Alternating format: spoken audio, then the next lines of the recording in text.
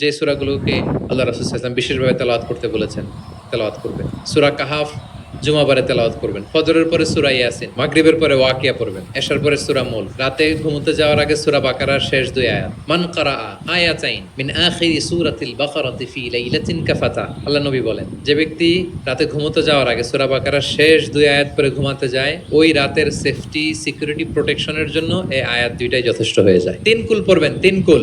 কুল হুয়াল্লাহু আহাদ, কুল আউযু বিরাব্বিল ফালাক, কুল আউযু বিরাব্বিন নাস।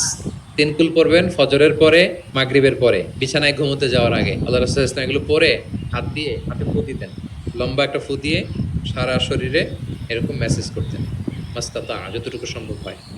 তাহলে এটা special protection from year Lord. হ্যাঁ, শয়তানের বিপরীতে, ব্ল্যাক ম্যাজিক, জাদু টোনা বানের বিপরীতে প্রোটেকশন নিলেন কার কাছ থেকে?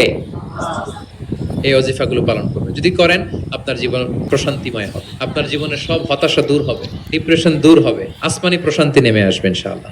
আল্লাহ তাআলা আমাদের সবাইকে কথাগুলো বোঝার ও আমল করার তৌফিক দান করুক। আমরা পড়ি আমিন। যে প্রজন্ম কোরআন জানে না তারা কখনো সফল হতে পারে। তাহলে আমাদের মুসলিম আইডেন্টিটিকে যদি প্রিজার্ভ করতে হয়, প্রোটেক্ট করতে হয়, প্রথমে আমাদেরকে সালাতের ব্যাপারে সোচ্চার হইতে হবে, সচেতন হইতে হবে। 2 নম্বরে কোরআনের সাথে আমাদেরকে অ্যাটাচমেন্ট বাড়াইতে হবে। কোরআন যেমনি বিশুদ্ধভাবে আমার আবৃত্তি করতে, তেলাওয়াত করতে জানতে হবে, আবার কোরআনের রিফ্লেকশনগুলো, কোরআনের শিক্ষাগুলো আমাদেরকে জানতে হবে। 3 নাম্বার হচ্ছে হালাল হারাম কনসার্ন।